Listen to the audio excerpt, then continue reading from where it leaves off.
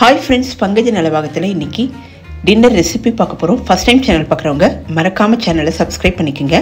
இங்கே நான் பட்டாணியை ஒரு 3-5 நிமிடம் நல்லா வேக வச்சிடலாம். இந்த வேக வச்சு இந்த தண்ணியை தனியாக எடுத்து வச்சுக்கலாம்.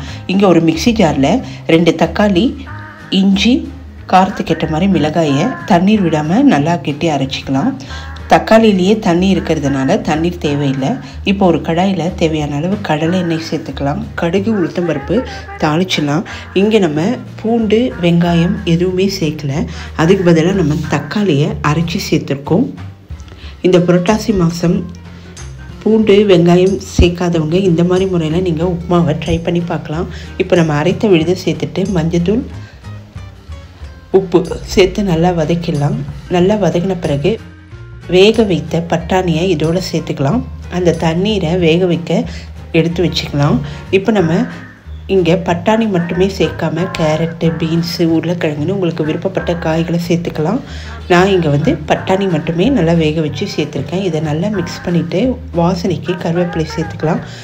1 கப்புக்கு 2 கப்பு தண்ணீர் விட்டு நல்லா கொதிக்க வச்சிடலாம். இங்கே நான் தண்ணீர் சேர்த்துக்கிறேன். சேர்த்துட்டு ஒரு நல்லா மூடி போட்டுடலாம். நல்லா கொதித்து வரும்போது நம்ம 1 கப்பு சேமியா, வறுத்த சேமியாவை இதில் சேர்த்துக்கலாம். ரவை உப்புமா, சம்பா ரவை உப்புமா இதை கூட நீங்கள் ட்ரை பண்ணலாம். இந்த புரட்டாசி மாதம் நிறைய பேர் வெங்காயம், பூண்டு அவாய்ட் பண்ணிடுவாங்க. அவங்களுக்கெல்லாம் இந்த மாதிரி ஒரு ஐடியா ஹெல்ப்ஃபுல்லாக இருக்கும். இப்போ நம்ம 1 கப்பு சேமியாவை இதோடு சேர்த்துட்டு நல்லா மிக்ஸ் பண்ணிவிட்டு மூடி வச்சிடலாம். 3-5 நிமிஷத்துக்குள்ளே நமக்கு உப்புமா நல்லா உதிரியாக தயாராகிடும். இந்த சேமியா உப்புமா நீங்கள் இந்த முறையில் நீங்கள் ட்ரை பண்ணி பாருங்கள்.